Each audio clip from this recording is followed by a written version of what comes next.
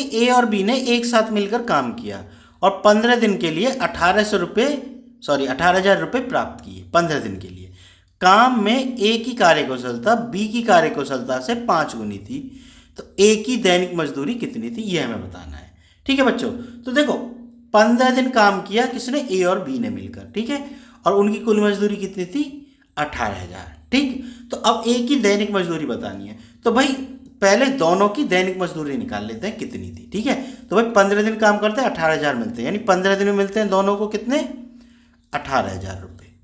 ठीक है, तो एक दिन में कितने मिलते हैं भाई उन्हें, एक दिन में मिलते 18,000 बटे 15। ठीक है, 15 का भाग कर दो तो 15 बारी में 180 होते हैं और 2 जीरो पीछे, यानी 1200 रुपये उन्हें एक दिन में मिलते हैं दोनों को।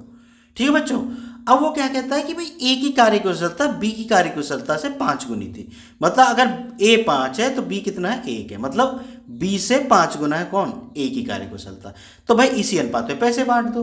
तो भाई अनुपात किसका निकालना है, ए का अनुमान निकालना है। तो कैसे निकालते हो, अगर तुम्हें अनुपात दिया हो तो कैसे निकालोगे तुम, भाई ऐसे निकालेंगे हम, किसी का मान जिसका भी निकालना है कि कुल मान 1200 गुना जिसका अनुपात पूछा है वो ए का पूछा है, ए की दैनिक मजदूरी।